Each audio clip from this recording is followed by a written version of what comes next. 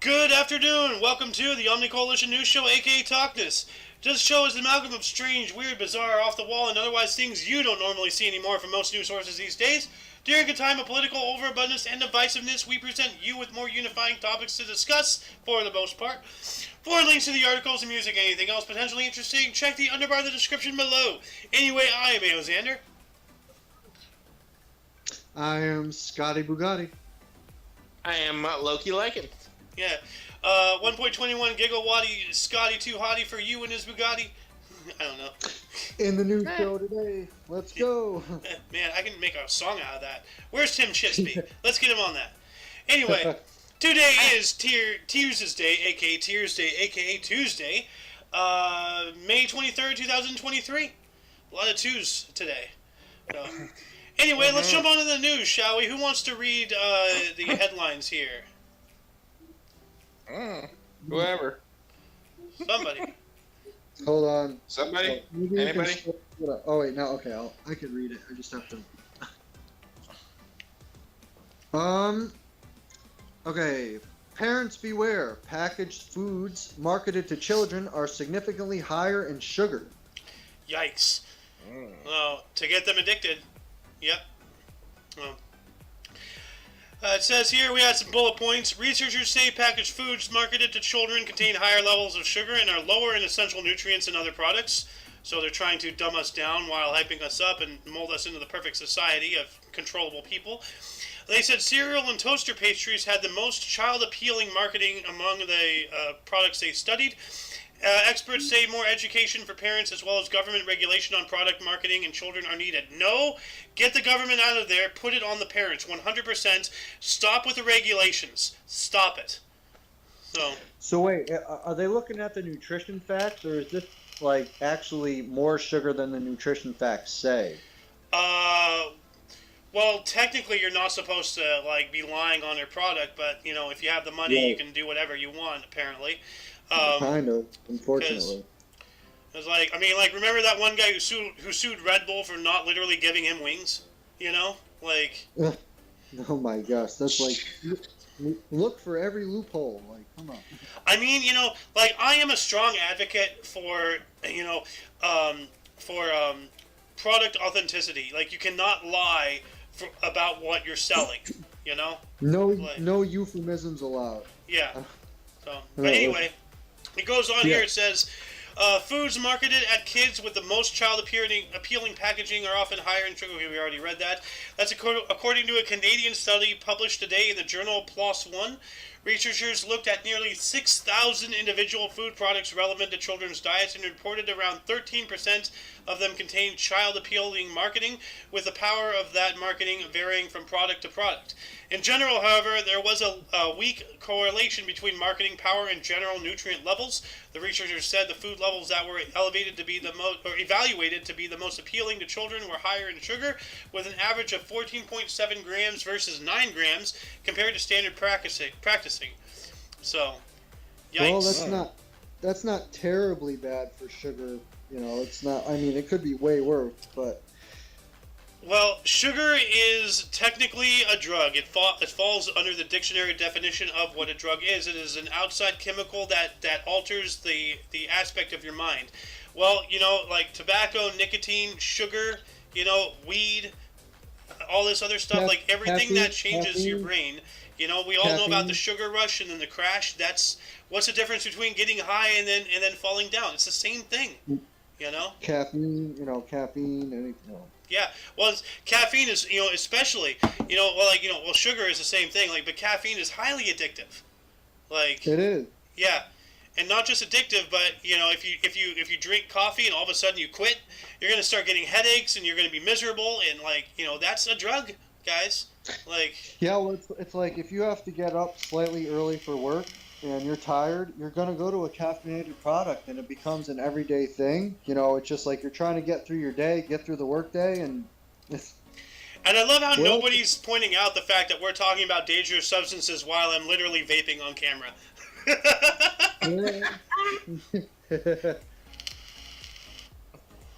But yeah, no, sugar Fuck your vape.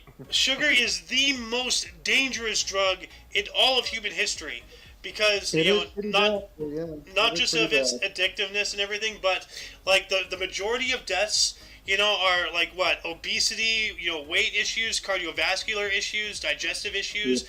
There is a slew of problems that come from consuming too much sugar and sugar products and such. Like like cheese contains sugar.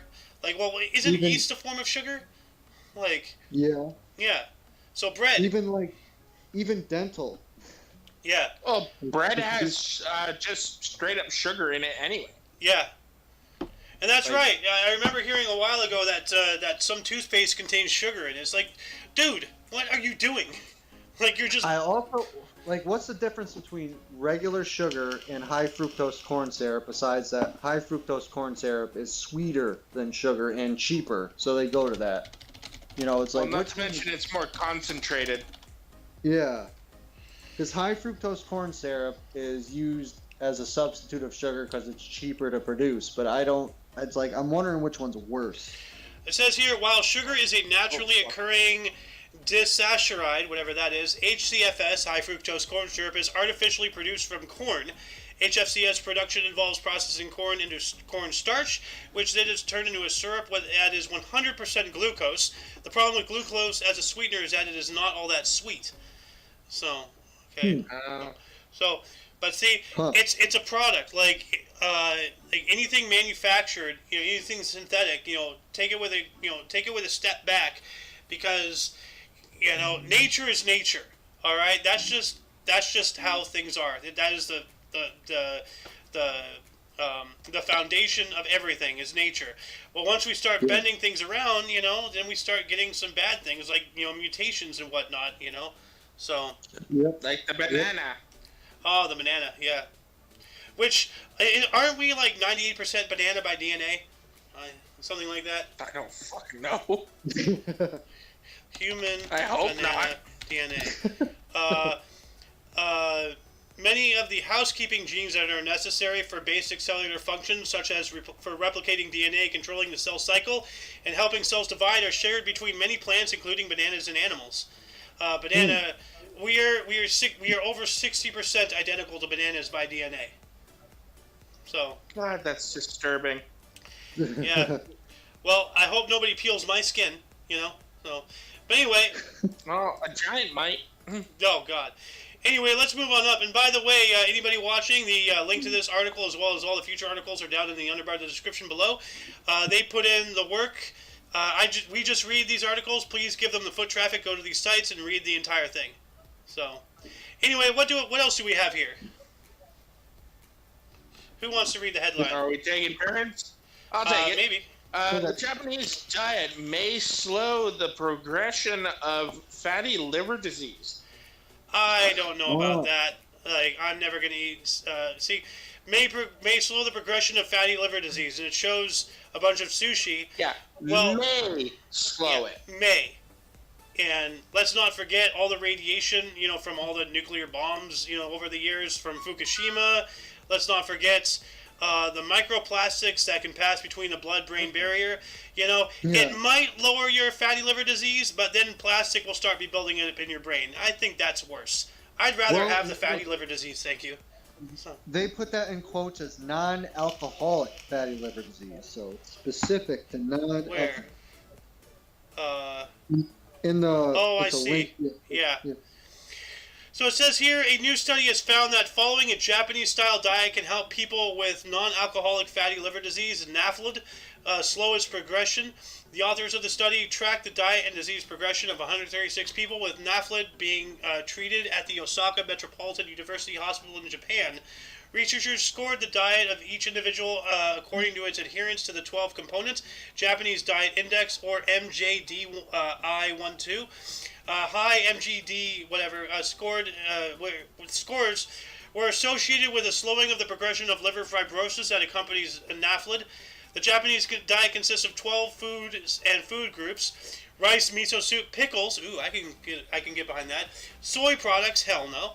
Green and yellow vegetables, I agree. Fruits, yes. Seafood, no. Mushrooms, yes. Seaweed, no. Green tea, I'm go for that. Coffee, oh yeah. Beef and pork, yes. All right. So far, this is sounding pretty good. Yeah. Yep. So I'm already on track. Agreed. Just minus out some of those things. I don't mind miso soup, frankly, but I don't know if I could do it every day. Is miso Rice soup? I'd be down for.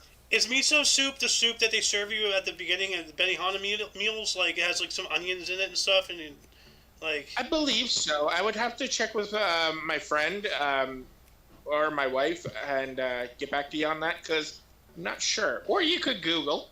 Google is a thing. Yeah, it is a thing. Let's Google it. Miso soup. It's that. What I Okay. remember is it's like it doesn't always have to have stuff in it. I know that for sure. The miso soup I had last time, it just had just onions in it. Like it didn't have any of this. All right, so I think I've had miso soup because that soup looks very familiar. I've never had it with tofu, but all of these I will never eat tofu. these little like stringy green things. I remember that. Like, hold on a second, miso soup Benihana. Yeah, Let's see here. Oh yeah, there it is. They have mushrooms in it. There it is. Mushroom. Oh, that yeah. Oh, you were correct. Yeah. That looks like a good miso soup. It says Benihana Benihana onion soup. Yeah. Oh, that looks so good. I'm hungry. It's good. It's really good. I haven't eaten today. I just had an In-N-Out burger actually. Oh, fuck you. Yeah. It really I love you, man, but fuck you. But yeah, no. So like, what is non-alcoholic fatty liver disease? 3 foods from the Japanese diet. Like, as I said, please go to the links. Educate yourself. Like, I'm just making the viewers aware, and my co-hosts actually. Everybody aware of this stuff. So yeah, go give it a look. Right on. Let's move on up here. Oh, this one's rough. Scott. All right. Man has silver-plated grills stuck in his lung after accidentally swallowing them. Whoa. Oh! Yikes. Oh, that makes me hurt Yeah. physically. Yeah. Oh, I feel like I'm gonna be sick. You went from Oh, that hungry to makes sick like that. You know what's crazy Oh. about that? It seems to have gone down the wrong pipe. Yeah, it makes me feel violently ill and like just terrible inside. Yeah. Oh, just thinking about that. Oh, It goes Yeah. on to say here, a 22-year-old man from Wisconsin who started experiencing coughing and heavy wheezing after an epileptic seizure was shocked to find that his silver grills had become stuck in one of his lungs. So it went into the lung. God. Oh, pain. Look at that. oh, Yeah, a case study That's recently. That so might not be the fucking same ugly. guy. It might just be like a stock image. But a case study yeah, but recently. that's still ugly as fuck. Yeah, I don't know why people have grills. Although, Tom McDonald pulls his off pretty good. But after this, maybe I should email him and be like, "Yo, dude, get rid of that." Like, It might go down your throat. it might end up in your lung. Look at this article. I Be understand. aware. Make sure it's glued in there good, or Okay. whatever they do. I understand. I understand these artists wanting to live and breathe hip hop, but this is ridiculous. It says here, a case study recently published in the Serious Medical Journal tells the story of an unnamed 22-year-old man who, after recovering from an epileptic seizure, started experiencing severe coughing and heavy wheezing. He immediately sought medical assistance. And X-ray scans revealed that he had something lodged in the right main stem bronchus, an airway to the lung. So, like, we all know the trachea that splits off that gets in the lung. So it's in the pipe right there. This God. 4-centimeter long mass looked like dentures. Pardon me. Oh, well, maybe I have a grill in my lung. Bless you. Thank you. And the man told doctors that he was wearing his silver-plated grills when he had the seizure, and he couldn't find them when he recovered. Well, I guess we found them. Oh, yikes. Oh, I did not need to see this. Oh, man. Yeah. That makes me Wow. The uncomfortable. It patient was was... just. I mean, it was only silver plated too, so Yeah. it's not like. But go on. The patient was scheduled for a bronchoscopy to have the object removed. A bronchoscope was inserted down the airway to dislodge the dental accessory. The patient experienced bronchospasm, where muscles in the lung airway tighten from the operation, and was given steroid treatment before being discharged. Had the silver-plated grills gone down the other pipe, they would have passed through the esophagus and into the stomach, therefore before being excreted. But this way, the dentures became stuck in one of his lung airways. So, yeah, there's the X-ray again. God, I could not imagine having to, poop those out. Yeah, no, I don't think that would have been fun, if possible. I don't know. But this reminds me of that one time. Either. This reminds me of this one time, like, this guy, okay, so I'll give you the whole story, like, as it happened. So, like, he was in the hospital for something, and then he was, like, eating food, and the food included peas, yada, yada, alright. So then, not too long later, he started having chest problems. It was discovered that one of the peas, he had eaten, either at the hospital or whatever, it had somehow gotten into his lung, and because of the moisture and the oxygen-rich environment, it sprouted. A pea was growing in his lung. Oh, that's not right. Yeah. That could have killed him. Oh, yeah.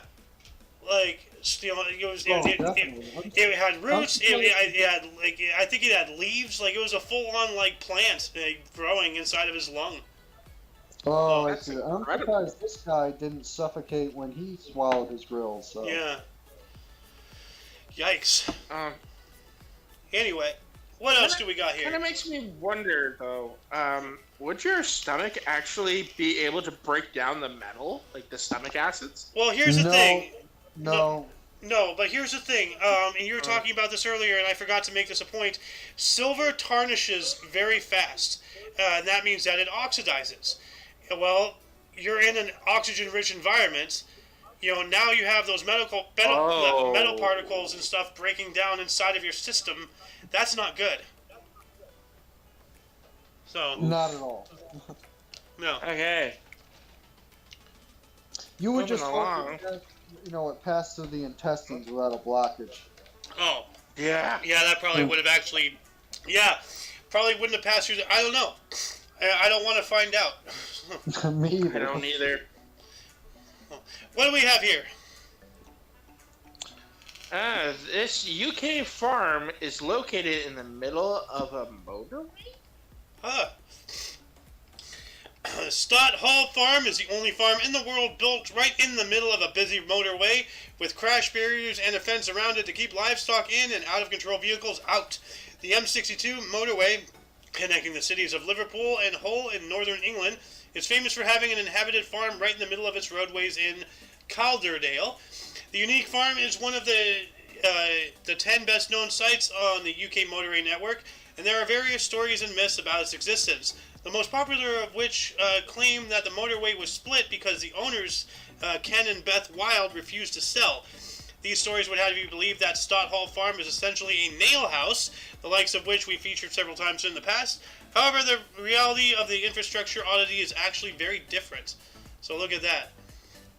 Could you imagine, wanting to live the country life, but the city just not letting you leave? According to an ITV documentary from 1983, the owners of Stott Hall Farm were never actually asked to sell their land. During construction of the M62 motorway back in the 1960s, engineers determined that because of a geological fault on the Wilds property, it was more practical to build the roadways around the farm than over it, so they just allowed the owners to stay. Quote, a geological fault beneath the farmhouse meant it was more practical for engineering. Yeah, we already read that. So, but look at that, just splits. That's wild. Wow. So. I mean, it's a good. Oh, good for them. Good use of space. Yeah. So, all right. So cool. Well, let's move on up here. This is interesting. Loki. Oh. Okay. 7-year-old fashion designer claims to be Gucci reincarnated? I don't know. Right. I don't know how to feel about that one. 7-year-old Max Alexander has been creating the dresses since he was 4, and he insists that he was iconic Italian designer Gucci in a past life. Most 7-year-old boys probably don't even know who or what Gucci is, but Max Alexander, a fashion design prodigy from the U.S., not only knows all about the famous Italian designer, he claims to have been him in a past life. The boy's mother, Madison, said that he revealed his passion for women's fashion one evening in 2021 while they were all at the dinner table. He requested a mannequin to display his creations on, and after Madison made him one out of cardboard, he started working his magic, displaying incredible talent. At an age where other kids are just learning how to read and write, Max is a seasoned fashion designer with clients like Sharon Stone on his resume. Wow! That's incredible. Is this some of his works? Like, Oh, I wonder. maybe. And that is like, what is with these mannequins? Their necks are long, their fingers are long. You're like, these do not look like humans. So They're not. They're the next evolution. but look at that. You know, that's cool. Just from his age, I mean, that's incredible. You know, yeah, it's pretty cool. I mean, maybe he doesn't even have to compare himself to him. He can just be his own, you know. Well, yeah, a lot of things can be said about this. Oh, yeah. Well, let's move on up here. He's got the recognition, though. Oh, yeah. And this is absolutely hilarious, this next article here. Is that $2.07? Is that okay? Yeah. $2.70 supermarket wine wins gold medal at international wine contest. Wow. That just proves that all of these, like, friggin', like, hoity-toity things are just all pretentious piles of crap. Like, you know, like, oh, look at me with my hint of Montgomery and a nutmeg. And I feel like they didn't know what they had or something. Like, how would... Well, no, this just proves that it doesn't matter. They could have charged that a lot more. They could have charged it more. I mean, what is up with that? It's only No. The point that this is making is that, like, all of these wine enthusiasts and tasters and all this stuff, like, you know, oh, this is an 1870 Shiraz. This is a 1542 Don Sauvignon. It's like, you know, this is a $2.70 bottle of wine. Wine is wine, you know? Like... True. You know? Well, this is the thing I've noticed. Like, this is not talking about wine, but I've seen this video where people are trying different rums, different scotch, different brandies, all the other stuff. They had a $500 bottle of whiskey and a $32 bottle of whiskey. The $500 bottle was a piece of shit. Yep. Like, it was just utter crap. And everybody these are all seasoned drinkers. They go out to bars all the time and just have a good time and enjoy whiskey and whatnot. These people all said they preferred the $32 bottle opposed to the $500 because it didn't taste good to them. Yep. And it's just pompous bullcrap. It had a flashy bottle. It had a flashy box and everything. It had some fancy-ass cork. You don't need all the bells and whistles to be a good bottle of whiskey or a good bottle of wine. You know, it's like, what made this $2.70? Like, who was the judge on making this a supermarket wine, and then it wins a gold medal? Like, what, you know, obviously it was loved and made a gold medal, so it's not the price, but I don't know who considered this a cheap wine to where this is apparently way better than that. So. Well, see, it's not about the cheapness of the wine. It's about how good the wine is, or whatever. Like. Yeah, it's about how the wine tastes to somebody, and that's what they're judging it on. Like, if any of these companies spend, you know, like, too much time worrying about image, they're not spending enough time worrying about quality. So. True. And that's what really, like, I know a lot of rich people want that famous, expensive wine. But for the average Joe, we just want something simple that's going to taste good going down. Behringer's White Zinfandel is my wine of choice. So. I mean, I don't know. I don't drink wine personally. I would settle for anything, really. Like, I just don't need a hoity-toity drink. Yeah. Anyway, let's get into this here. Are you drinking for the taste or the percentage of the alcohol to get a buzz? Like, there's a distinction there, but with wine, I'm drinking for the taste. if I want to get, I already have my system of getting screwed up. All right, like Right. so. Yeah, if I want to get a buzz going on, yeah, I'll just take a regular rum and coke. Thank you. Yeah. Just give me some, Captain Morgan, simple Captain Morgan. Yeah. Anyway, let's get Or back on crack track it, here, if guys. I want to feel a little fancy. It says here the judges of the prestigious Gilbert Galliard International Wine Competition were duped into awarding this year's gold medal to a €2.50 €2.50. I don't know how to break that down. So it's like, I think that's pounds. That's euro. Oh, okay, my bad. Pounds is a little L. Gotcha. So yeah. Or $2.70 supermarket wine they deemed exceptional. Ever wonder how the average person chooses wine in a supermarket? Well, here we go. To answer your question, we were talking about earlier, actually. Well, it turns out that having one or more medals plastered on the bottle can increase sales by up to 15%. So it's no wonder that wineries take wine tasting competitions very seriously. But does winning such medals actually reflect the quality of the wine? Or are those contests simply money-making events that charge winemakers hefty sums for the participation and the chance to increase sales? Eric Boschman once named Belgium's best sommelier, and the team at On Nist Pas des Pigeons, a Belgian consumer magazine and television program, decided to find out by taking the worst supermarket wine they could find and registering it at a prestigious wine competition. The organizers of this intriguing prank started out by enlisting the help of Eric Boschman, named Belgium's best sommelier in 1988, and conducting a supermarket wine tasting. There were plenty of wines under €3 to choose from, but they decided to go with the cheapest and worst tasting one they could find. A €2.50 bottle was selected and then disguised as a premium product by naming it Chateau Colombier and creating a more eye-catching label. They even created a story for the wine, claiming it was made from grape varieties located in Côtes de Sambre and Meuse in Wallona. So, the placebo effect at work. Just because of the fancy label and the name and everything, people's brains instantly tasted the wine under a predisposition. Like, they intentionally not only just got a cheap wine, they intentionally got the worst they could find.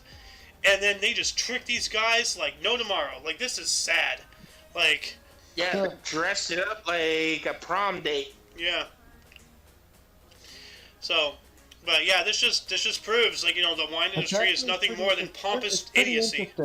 It's pretty interesting with no predisposed thing how people might take a taste test differently from something that's already backed with all this information.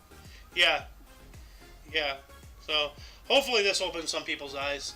So I'm just gonna keep to box wine. I'm trailer trash. All right. So. Anyway, what else do we got here? This is wild. Whose turn is it? I think it's on me now. All right.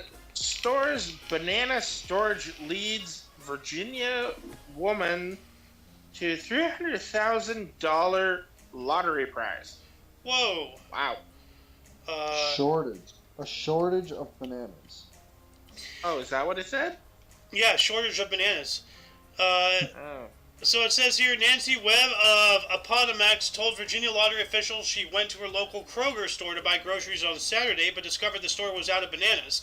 Webb said she made a second visit to the store the following day to buy her bananas, and while at Kroger, she decided to buy a 100-time the money scratch-off lottery ticket. Webb, who said she doesn't play the lottery very often, scratched her ticket off in the parking lot and revealed a $300,000 prize. The winner did not reveal whether she has any immediate plans for her prize money. So, that's like what everybody hopes to happen at a store. Like, that is just luck at its finest right there. Yeah, when's that going to happen to me? I love how that freaking picture is fingers crossed. Yeah, dude, that's the first thing I saw. Like, oh, here's $300,000. Never mind. Yoink. For fuck's sake. Why? Why'd you do this to me? Yeah. Just happened to buy a lottery ticket that day and boom. Like. And actually, now that I'm looking more at that icon, that middle finger is most definitely broken. Yeah, it definitely is. Because my middle finger doesn't bend like that. Yeah, like I can't do that. That's you gotta relocate your finger, bro. So, but anyway, let's move on. That's way too far. That's definitely broken. Yeah. Now this one's interesting. Well, they all are. So, Scotty. Czech man holds plank position for over 9.5 hours. Holy crap. We all remember planking, right? Oh, I know what it is, yeah. Loki? Yeah, we had an epidemic of it here. Yeah. It says here, a Czech athlete put his endurance to the test when he held the punishing abdominal plank position for 9 hours, 38 minutes, and 47 seconds. Josef Salek, a.k.a. Joska, broke Guinness World Record set in 2022 by Australian Daniel Scully, who held his plank for 9 hours, 30 minutes, and 1 second. Joska, a therapist, teacher, and personal development coach, took on the challenge at the Avatar Festival at the Park Hotel in Pilsen. I'm gonna end reading right there to encourage people to go to the article themselves to do the reading. Rhombus, how you doing, man? Hold on, I have to play your Just intro. as we are talking about a workout thing. Yeah, I gotta play. Workout. Are you talking about the plank? Yes. Screw the plank. Yes. Stupid. No, this guy held a plank for over 9.5 hours. Oh yeah, I know about. Oh yeah, I heard about that. Yeah. Yeah. Hold on, I have to play your intro music. Hold on. What is love? Baby, don't hurt me. Don't hurt me. No more. Man, I ain't got no intro music. What the hell is this shit? We'll figure it out. Actually, you have an intro.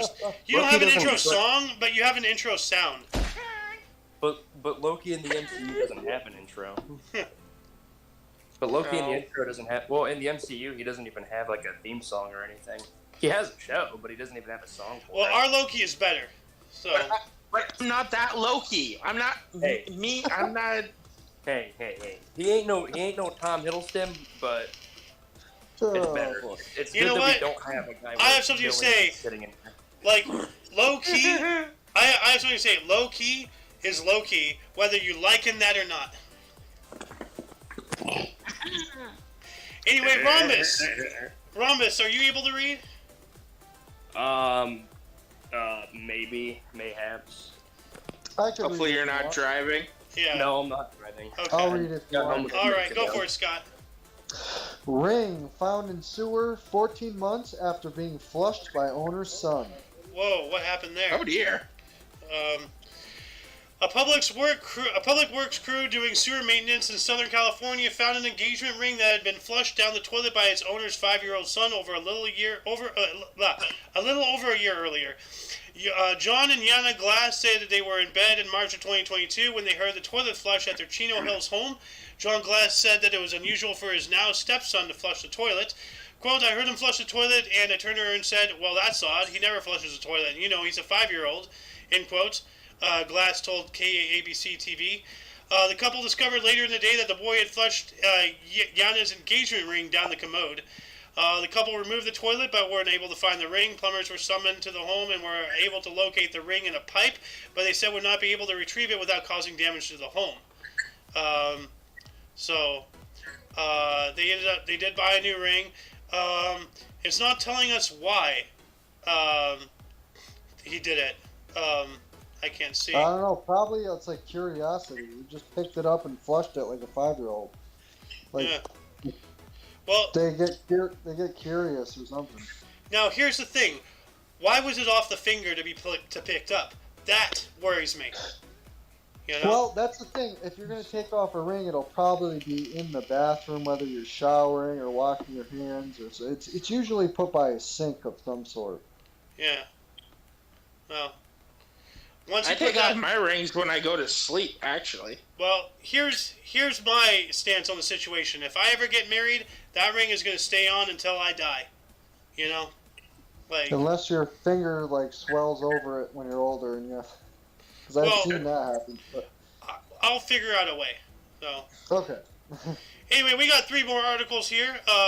Mr. Rhombus, are you able to read this one? Oh my gosh, it's Kurt Cobain. Oh my gosh, Yeah. I know who that. Actually, they were talking about Kurt Cobain on the radio earlier today, so I think. Did you That hear is about? who I learned guitar from.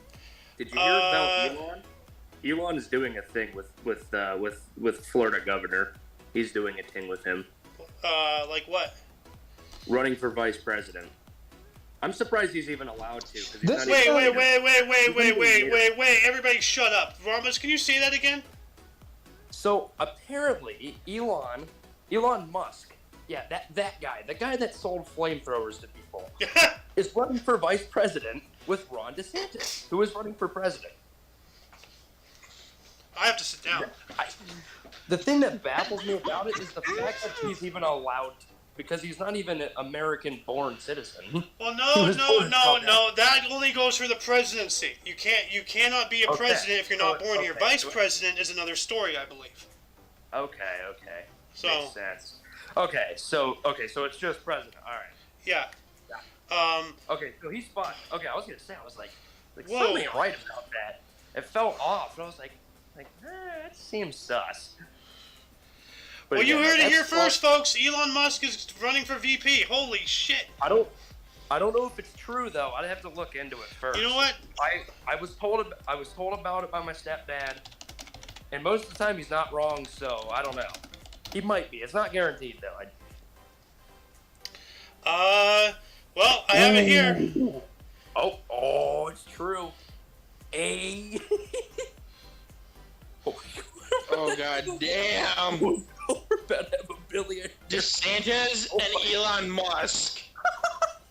How do you think this is gonna go? I think it's just gonna turn into a landslide for no reason, just because of Elon. Well, Because Yeah, I know how probably. that guy is. well, I Like, we all think. know DeSantis had a good chance against Trump and Biden anyway. I feel like the fact that Elon's running with him might almost it might be close, but I don't know. It's not. I don't know for certain. Huh. Mike, This is going to be an interesting election, to say the least. This will be interesting, honestly. It really will. Like, Jesus Christ.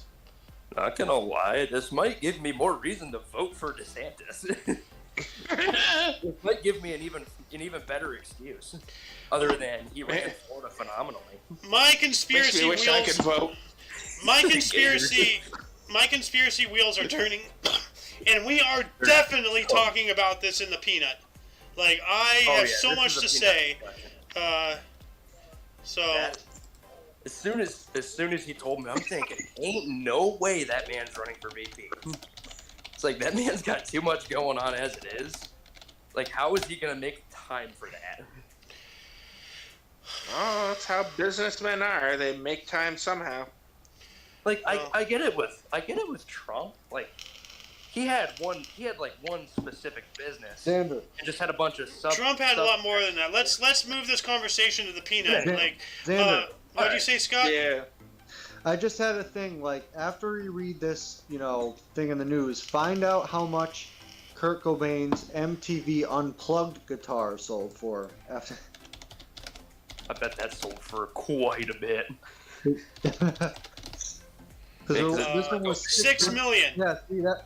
Ooh. 6 million. This one was 600,000. That was 6 million. So Wow. Okay, that sold for more than what I would have expected Yeah. for a guitar. Anyway, Rhombus, do you want to read this, please? Yes. Kurt Cobain's broken guitar sells for nearly $600,000 Guitars? $600,000. he probably broke it himself.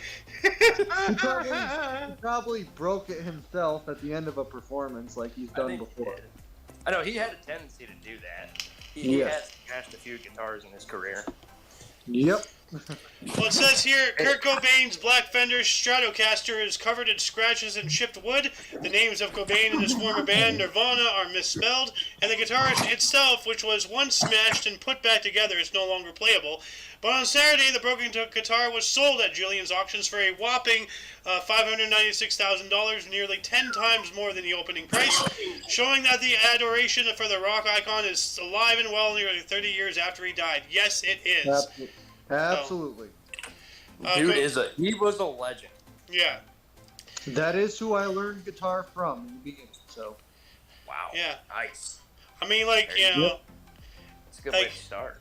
Like, he blew a lot of people's minds, including his own, unfortunately. He started the grunge, you know. He went there. Nothing is off the table. I am an equal opportunity comedian offender. All right, I don't care. I'm an equal opportunity ass whooper. Yeah. Uh-oh. Sam Jackson. Watch out! I have a knife. I will defend myself. Equal opportunity. Maybe we shouldn't be showing that. I'm not even joking. Sam Jackson has legitimately said that in a movie. I think it was in Hitman's Bodyguard is when he says it. Is where he says it. It's something. I don't think it's that movie, but it might be something along those lines. But yeah, it's pretty funny. Well, like, I forgot the guy's name. So, anyway, it says here, Cobain was known to have destroyed multiple Fender Stratocasters during his career. This particular instrument was wrecked while Cobain and his band worked on their landmark album Nevermind in the early 90s. All right. So, yeah. And let's not forget his drummer went on to make Foo Fighters and do his own thing. So. Yep. Because Mr. T, as imposing as he is, you know, sometimes needs backup to fight them fools, you know? I pity the fool. Anyway, let's move on up. What is this here? Ripley's Round Trip, the world's most bizarre natural phenomenon. All right. I remember. There's blood falls in Antarctica because of iron. It oxidizes and it looks like blood. Yep. So, a sausage tree. What? That's, huh? They look like corn dogs to me. Tropical Africa is no stranger to fascinating nature, and the sausage tree is a striking standout amongst the other species, and for good reason. With its oddly shaped fruit and blood-red flowers, this tree fascinated Robert Ripley himself during his expedition to Kisumu, Kenya. All right. Chickens they look with like tails. Corn dogs. Yeah, they do. And that Crystal or like Cave. squash. It almost looks like squash. Wait, chicken with tails that are 24 feet long? What? Hold on a second. Japanese. I know chicken. Long. Why can't I spell? Tail chicken. Oh, wow. Hold on. Images. Thank you. Oh, those kind of tails. Yeah. Wow. Whoa! Holy crap! Bro! Look at that! That's a tail? That is enormous. Why the fuck is his tail so long? I don't know. There's another one. Like, wow. Well, these chickens are ridiculous. Make sure they're fully out the door before you close it. Yeah, you might chop it off. Yeah. And then, last but not least, who wants to read this last one here? This is interesting. Sure, why not? Is the Tasmanian tiger still alive? Some researchers think so. Huh. Alright. So, the Tasmanian tiger, long believed to have gone extinct in 1930s, may have survived for several more decades and may even still exist in the Australian wilderness, according to new research. These carnivorous marsupials, also called thylacines, are notable for the stripes on their backs and their wolf-like appearance. So there's backstory here. What researchers have found, Barry Brook, a professor of environmental sustainability at the University of Tasmania and lead author of the study, told The Australian, Quote, we used a novel approach to map the geographical pattern of its decline across Tasmania and to estimate its extinction date after taking account of the many uncertainties, end quote. Not everyone believes Silesians survived that long or are still roaming Tasmania. Andrew Pask, a professor of epigenetics at the University of Melbourne in Australia, leads the Thylacine Integrated Genomic Restoration and Research Tigger Lab. Oh, hey! Whose purpose is to use gene editing to resurrect the Tasmanian tiger. Pask, who was not involved in the latest research, told Live Science that the sightings are not backed by evidence and pointed out that someone would have found a dead thylacine at some point over the years. So that is a good point. Yeah, as I said, underbar description, link is there. Give this a read. This is interesting. I love how they, I love their abbreviation, Tigger. Like, that's cool. So, anyway, that shall conclude the show. Once again, check the underbar description for any links you may find interesting, including one limited to all things Omni Coalition, which in itself includes, Soen's Twitch, Robin's YouTube, and all that stuff. Anyway, for all of you, and for your dose of different, odd, and otherwise unusual news, we stream every Tuesday and Friday at 3 p.m. Pacific Time, which is 4 p.m. Mountain, 5 p.m. Central, And 6 p.m. Eastern Standard Time. Yeah, different, Got you back, odd, Loki. and unusual. God damn you. Hey, I was getting you back from like 2 weeks ago. I did no such thing. Oh, you definitely did. I did no such thing. Don't you dare. Friggin' Alice stepped on me earlier this week. We got a rivalry going on, and I just realized that all three of you are on the east and I'm on the west. I'm being marginalized in my own show again. When will it stop? The week. Never. It will never stop. I am a minority. Well, I'm a minority in the fact that you're all American. You're American. Well, you're all, like, U.S. American. Yeah. I'm just North American. You know what? I'm a double minority. I'm French, German, and Native American. So Wait, I don't know. you're French and German? Are those two sides at war with each other? Like my 1/8 Jewish blood, which is also German? Like that's at a battle. So. I get the arrogance from the French side and the really bad temper from the German side.